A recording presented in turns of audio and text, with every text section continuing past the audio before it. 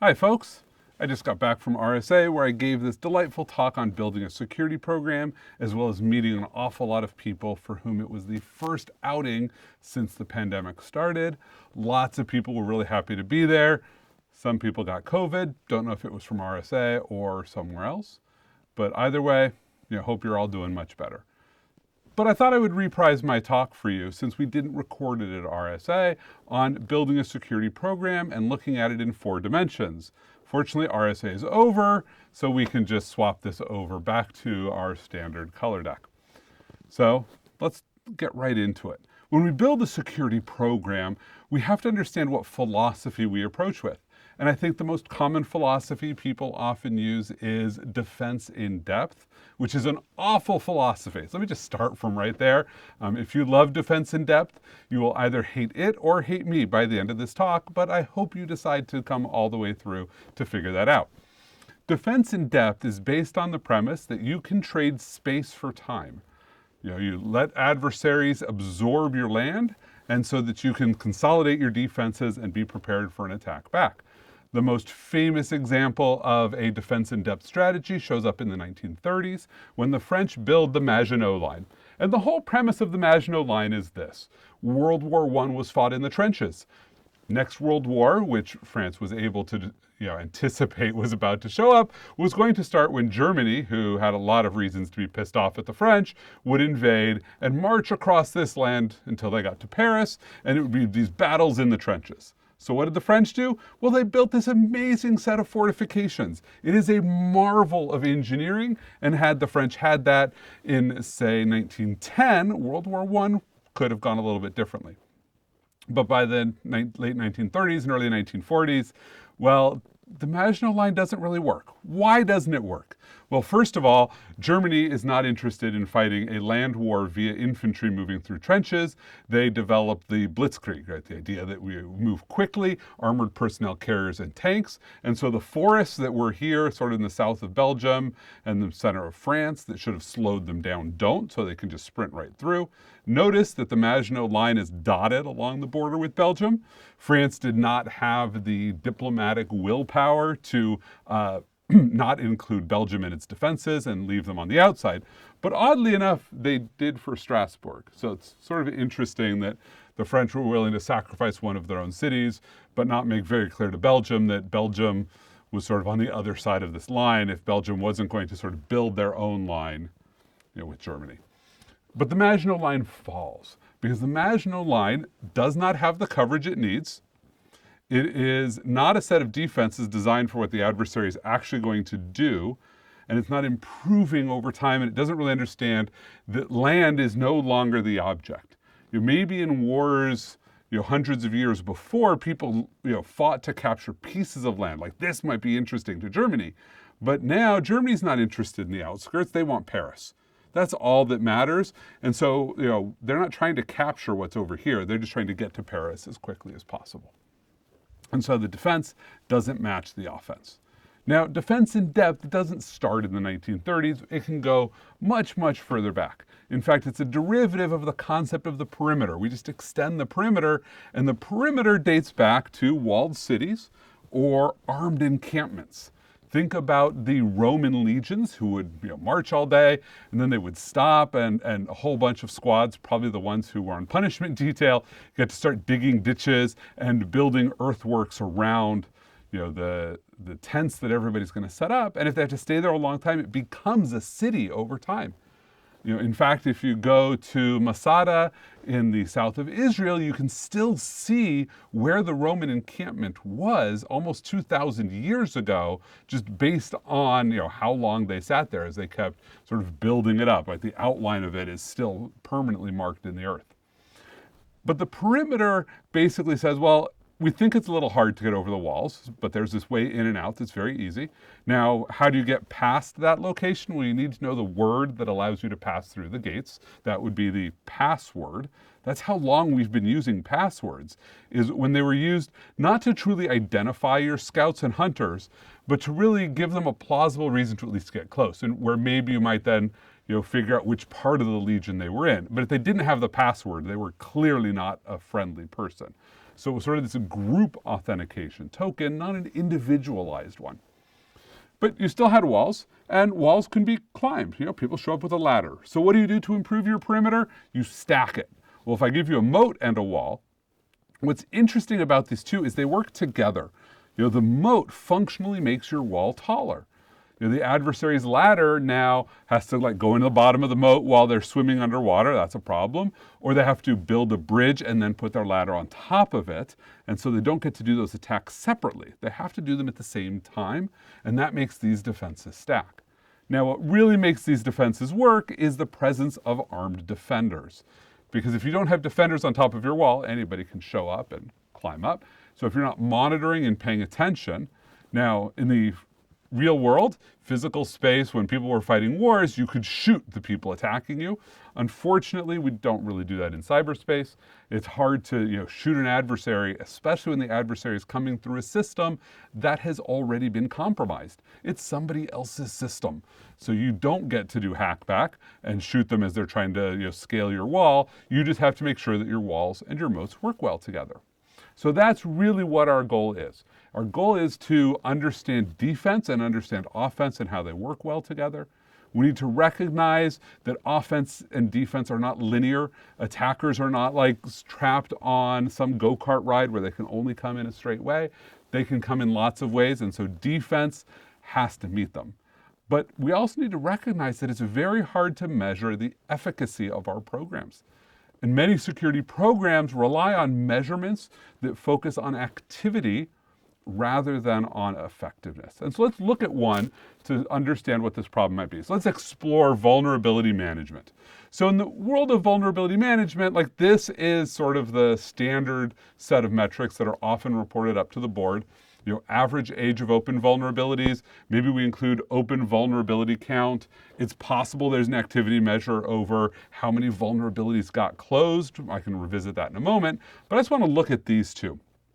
So total number of open vulnerabilities. That's just a number, right? And what does it mean to be an open vulnerability? Well, it means you weren't closed. Okay, so it's a defect measurement potentially. And so this is a company, hypothetical. I use this for my CISO online column, which you can find the URL right here, entitled Vulnerabilities Don't Count. So if you want a more detailed explanation of this one, basically this company gets 10 vulnerabilities opened a month that they don't close. Question is, are they closing 90 a month, 990 a month, 9,990 a month, or maybe just zero? We don't really know that just by looking at this metric. And so the average age of open vulnerabilities basically increases by about half a month every month, right? It's the first month, or I guess a month every month. The first month, the average age is half a month. The second month, it's 1.5 months, et cetera. It just sort of keeps incrementing up, very slowly over time. Okay, so that's a defect measurement. Often people like focusing on these because we like to say other people are bad because we have a hero complex. We're great. The problem that our businesses have is all because other people don't do their job. They're not patching. That's what this metric is. So let's challenge, though, our definition. First question is, what systems are involved in this metric? Because many organizations do not actually talk about all their systems. In fact, the dynamic might look something like this. The board asks the CEO, in the board meeting, they say, hey, I hear vulnerability management is important. It was in the executive order, I think, something about SBOMs too. And it's in the NIST CSF, but are we patching all of our systems? Now, what's interesting is, are we patching? It's, no measurement of how quickly at that point, and all. And so the CEO is probably going to say, well, of course we're patching them all, and they give that answer, and then they're like, I should go make sure that answer is correct. So the CEO turns to the CIO, probably without the board in the room, and says, hey, I just told the board that we actually patch all of our systems. Is that true? Well, CIO is on the spot because they got to say yes. Because if they say no, there's now a problem. The CEO has lied to the board, and it's the CIO's fault for not prepping them. So the CIO, though, hears, are all of the systems that I am responsible for. Are those patched? So immediately the question changed from everything that the company is responsible for to everything that the CIO is responsible for. And CIOs own a smaller and smaller part of the IT operation in every company. It used to be if it was a computer, the CIO owned it. Well, now engineering owns a lot of systems, DevOps owns a lot of systems, marketing owns systems. The CIO isn't going to answer for those necessarily. So if they say yes, they're talking about the CIO operated systems. And maybe the CIO turns to the head of enterprise architecture and says, hey, are all of our systems patched? And now the word that changes is systems. Because while we were talking about all computer things, software, hardware, firmware, whatever, system now might just mean operating system. Because the head of enterprise architecture is deploying Windows servers that have other applications added on top of them. So what systems are covered is very interesting because system isn't well defined and all isn't well defined and it's not consistent. So we should first recognize that this chart may only be about certain systems. Maybe this is just about the Windows core servers that are covered by Patch Tuesday might be the answer that's actually being reported here, and not all systems. Then what vulnerabilities are we not counting? Probably this is counting vulnerabilities in open source software if you're using a tool that correlates open source vulnerabilities against your current code lines.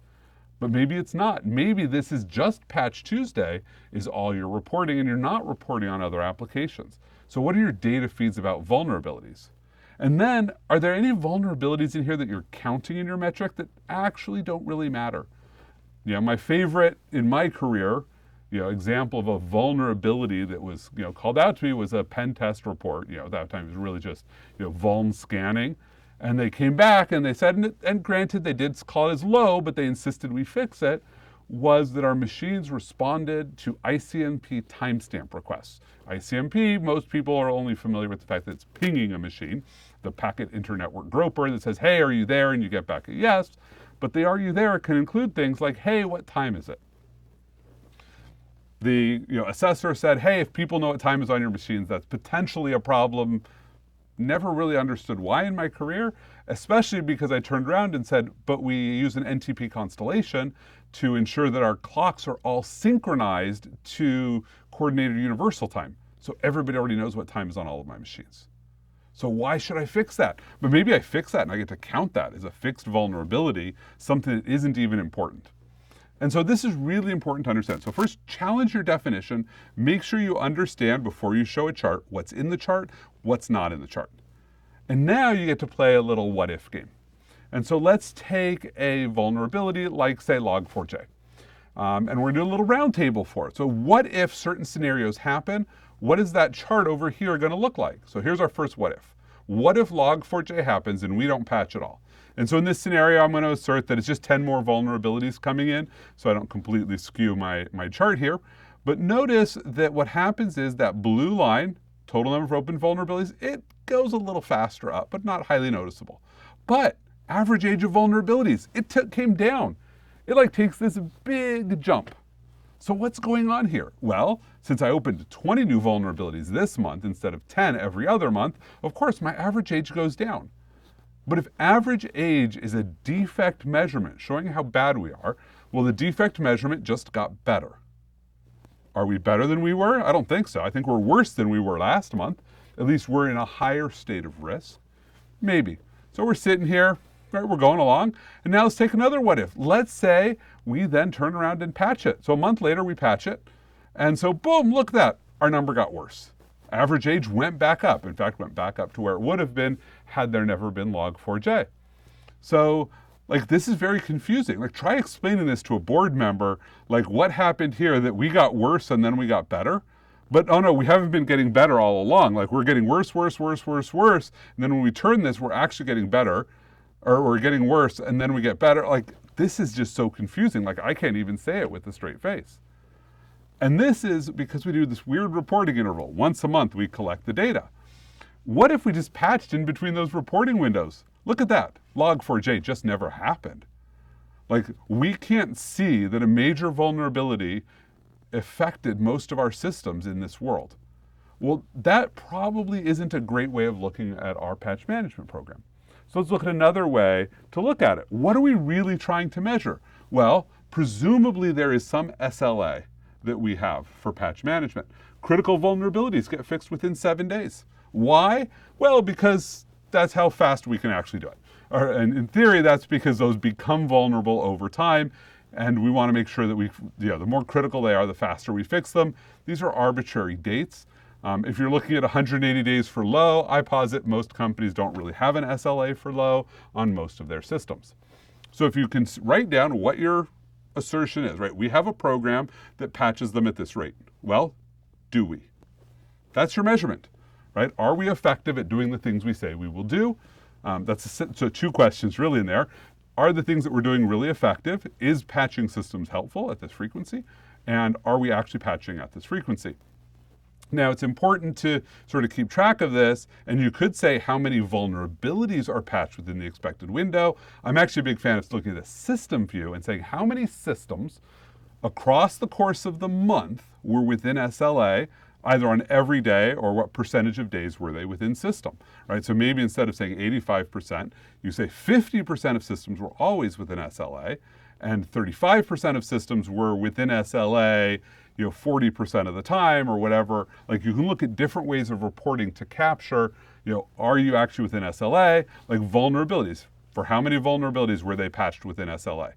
Not how many vulnerabilities as of today are within SLA. That's the failure of most programs, is they just look at a point in time rather than having a continuous look at the whole system. Like, how often are you doing this versus today are you fine? Because if you're fine today, that doesn't actually mean that you have a patch management program. It means that you scared people and they went and patched stuff because you were about to report to the board. That's not an effective program, and in fact, we'll come back to what that points at from the maturity of a program. So let's look at how attackers operate. Attackers get to attack in breadth, right? They get to look and say, where do I want to come in? Height. They get to look at how all of your defenses stack together and whether or not they have to attack them all at once or they can do them in sequence. And then depth, right? They get to attack a system and then move behind it. What's important to notice about that is that because attackers do it sort of in this direction, they're not often aiming for your crown jewels. They're not trying to say, oh, what's the perfect attack? This is not a heist movie in which they know where your vault is and what paths they're going to move down. No, they're just going to attack everything at once. Like, they don't pick your front door or your back door. They knock on both doors at the same time. If one lets them in, great, right? They defeated it, and now where do they go from that? That's how attackers operate. So we have to defend in much the same way. Because if we just build our program, we start with the important assets that we know are important and defend those, but we don't know the ways to those assets, well, we're not going to stop adversaries, are we? So we don't want to repeat mistakes of the past. We want to approach this challenge in a different way. So let's begin by looking at that first dimension, breadth or width, maybe you prefer. Since the adversary gets to choose their point of entry or attack all of them at once, we have to have complete coverage. We have to know where all of our points of entry are, especially the ones that aren't maintained. Not focus on the ones that are the best maintained, which is where most security programs first focus. So how do we do that? Well, first let's talk about asset classes. People often focus when they talk about asset inventory on these numbers. How many systems do I have? Let's talk about classes of systems first. And so you should use my favorite management tool, which is a spreadsheet, Google Sheets, Office, Excel, whatever you would like, and just start writing down all the asset classes that you have. We have public cloud. Okay, now ask yourself some basic questions about it. How many systems do I have? What are on those systems? These seem really simple. How easy was it to get the answer? So write down an answer, but then you're going to score how hard it was to get the answer. So a full moon here, everything is brightly lit. There are no shadows. Great, that's where you want to be. Easy, automated answers to questions so that you can start to assess the security on those systems by understanding them. Maybe things that require some manual effort. Your production servers are working in some bespoke environment, and getting answers about what every system does is a challenge, but it's possible. Some manual effort to get that. That means that probably here, if you dedicate human time to solving problems, you're going to be better able to do so, but it's still a challenge. Then there's the things where there's no good controls. You can't ask any questions. You don't know how many systems are in your build environment or your development or your QA environment. Well, that might be a problem, because if you don't even know how many systems there are, maybe you don't even know if they're connected to the internet or what's running on them, so you can't even start building a security program on them. But it's important to write them down and to, hey, it's a new moon here. We got lots of opportunity for growth. This is a great challenge. But you have to be willing to face up to the fact that you don't know things, because oftentimes that's where you're going to be compromised. It's not the system that's the crown jewel that becomes randomly unmaintained.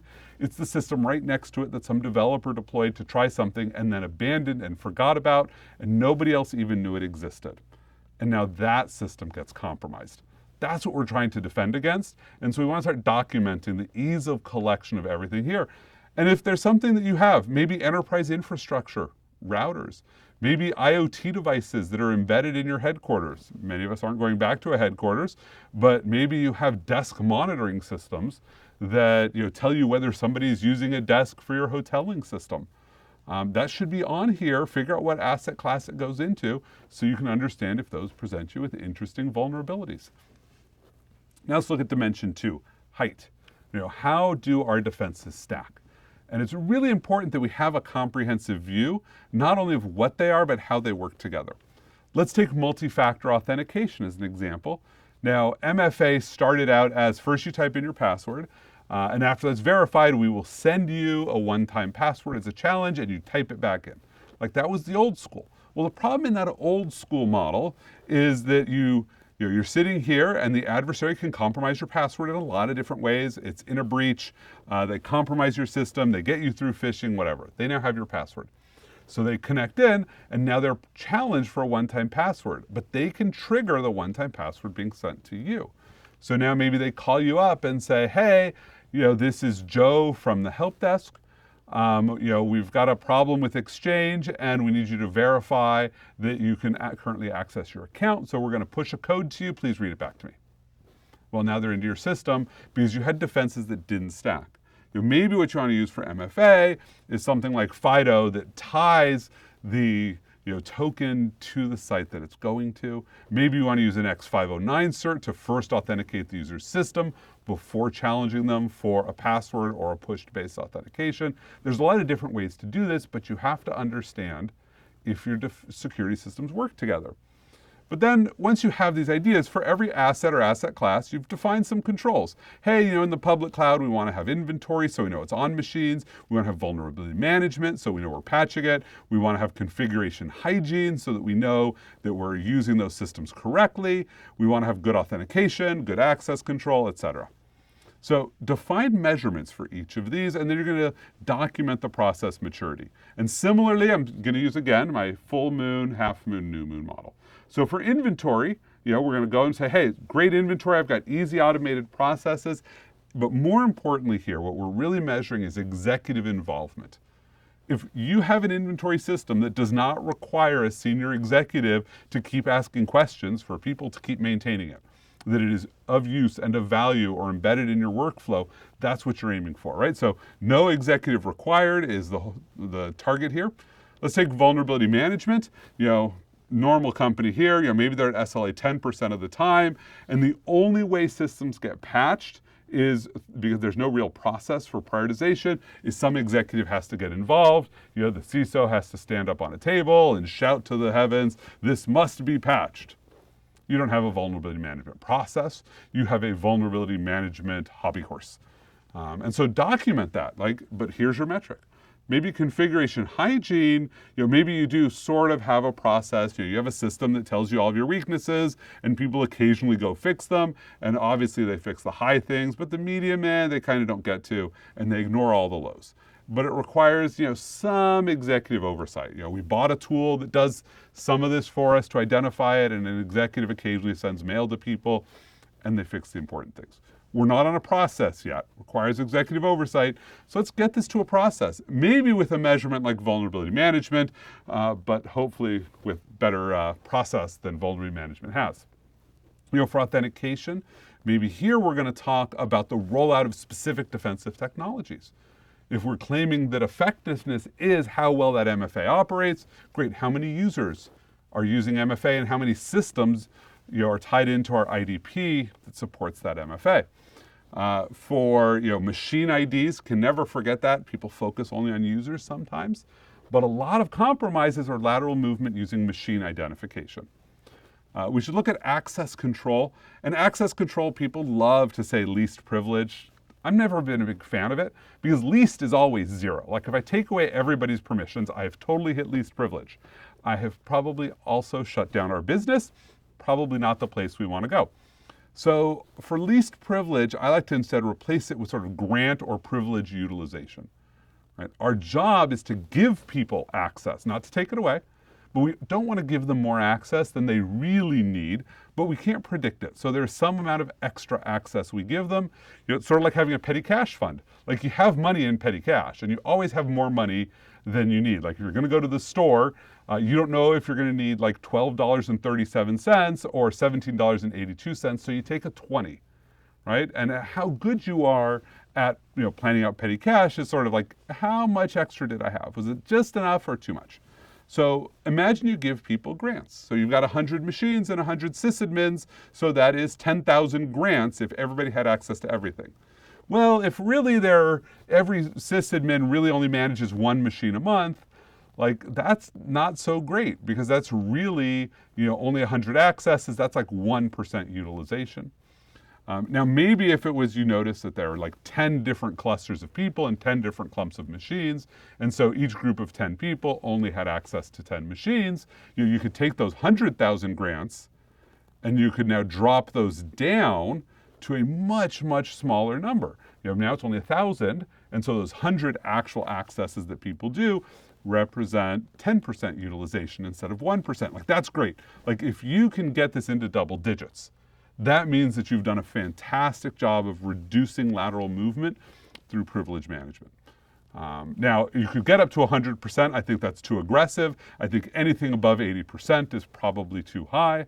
And this should be easy for you to just go check. Like, do you have regular reviews happening once a quarter to see if grants are actually utilized, which ones are emergency grants? Maybe you want to focus on making it faster and easier to provision grants. So you have people who may be approved for grants but have to go through a small ceremony to get their grant activated so that an adversary can't easily use their grant, but they can. Exploit monitoring, sometimes called threat hunting. I've always struggled with this one as a CISO because threat hunting is really about finding defects in your security process. It itself is not a control, it's sort of a compensating semi-control. Because as soon as you can make a control, well, that control becomes another defense. Like you would move it up. Like if I could look at in real time at malware being installed on a machine, that's not threat hunting anymore. That is malware prevention. Like that would be a great EDR solution.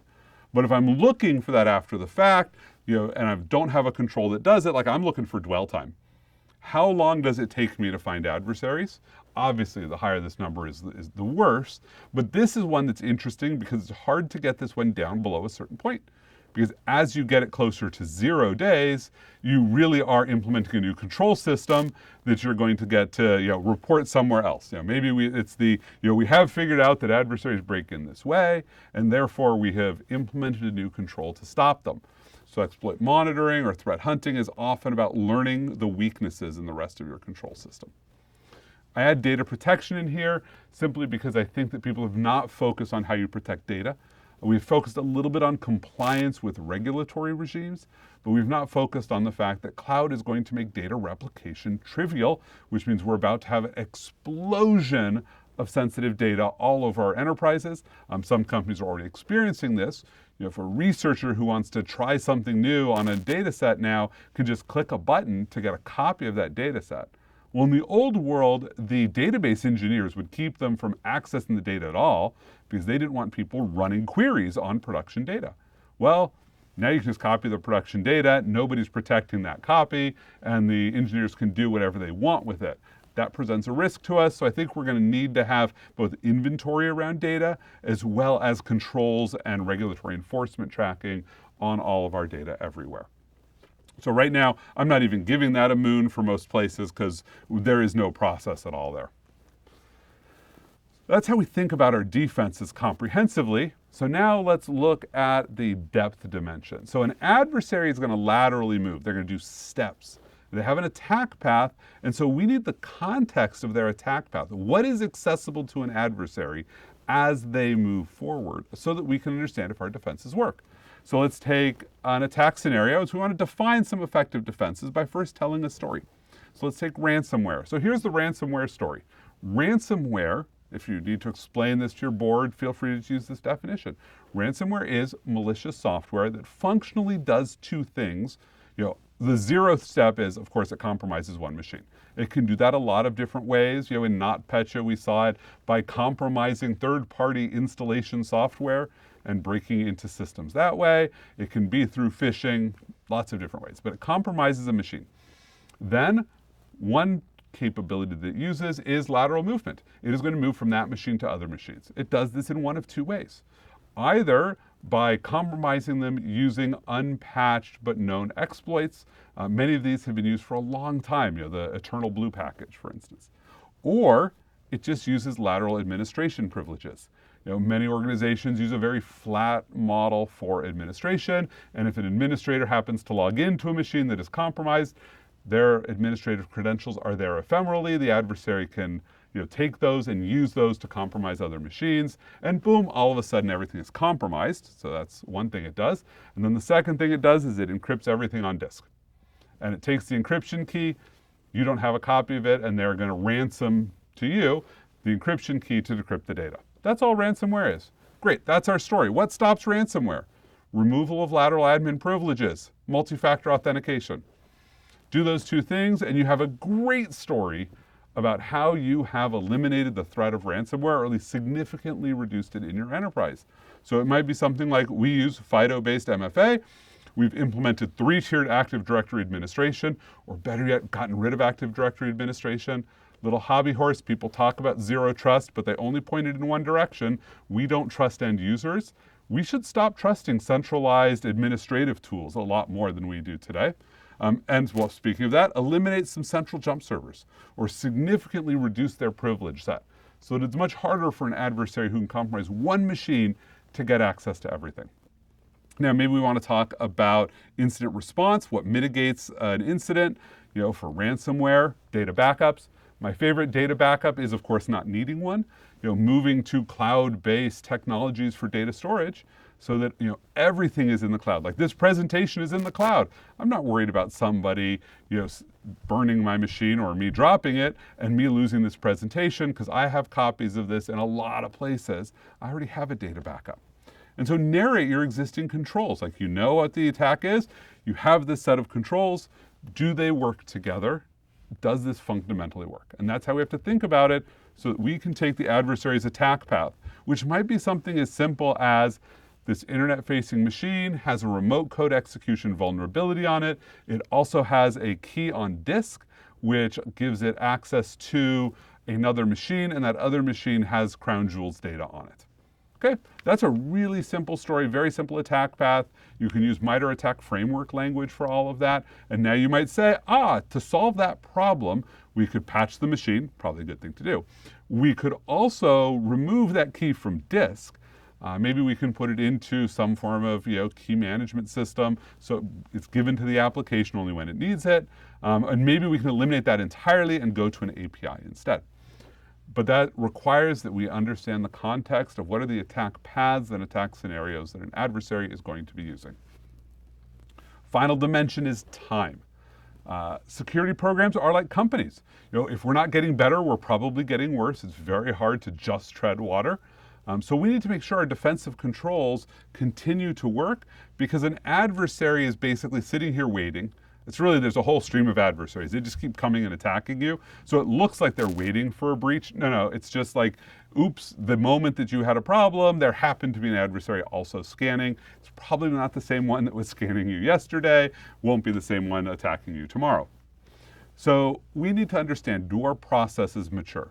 So we want to define and measure efficacy over time. So let's come back to vulnerabilities. Well, if we can track compliance with the SLA, that's something we can now measure over time. Are we getting more compliant or less compliant?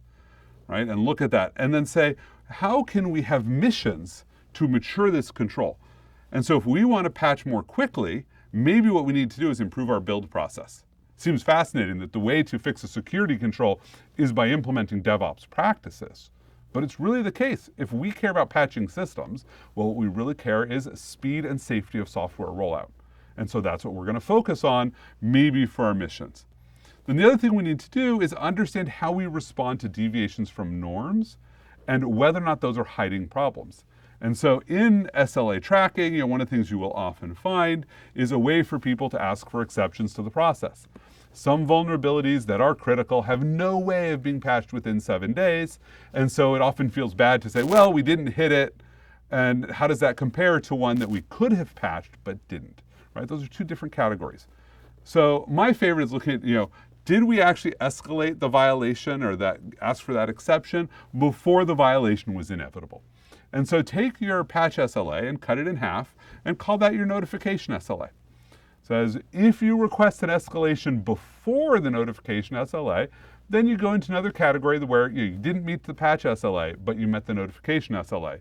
So maybe we're like 85% compliant with 7 days, we're 10% compliant with the notification SLA, and we have 5% that we're not compliant. Because a tactic that managers will use from time to time is they'll wait until the last minute and say, well, we could patch the vulnerability, but it will take us 3 days and we'll have to drop everything and this next release won't go out on time, or we could wait till after that release and it will take 14 days. But look, it's already been 6 days.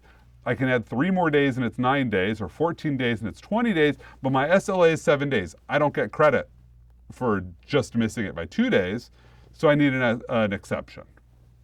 If the answer is you can't actually have an exception, you violated the SLA, and that's okay, like you just go in the violated both SLAs category, because what you're trying to do is force people to make that conversation earlier so that the accountable person, not the engineering manager, but their vice president, can say, hey, wait a second, if we could have made that decision, we could have met the SLA that we said was business critical, then why didn't we have that conversation 3 days ago? Because recognize that many of these SLAs, in addition to being about security, are product management features. We sell software to companies, to other companies, and those companies care about our patch management. So we've made promises to them, and you're not allowing me to meet the promise because you hid that choice from me until it was too late. That's the conversation you want to be having, is really how are these actually working, and do these processes really mature? So, to wrap that back up, we're going to defend with coverage. We want to know all the ways in.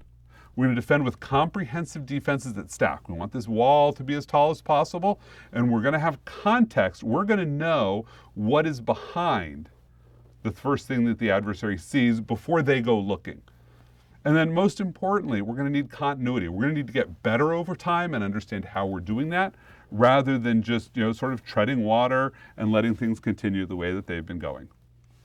So thank you very much. I hope you've enjoyed this recap of the talk I recently just gave, and I'll probably give some variants of this in the future, but you can always come right back here for some great content.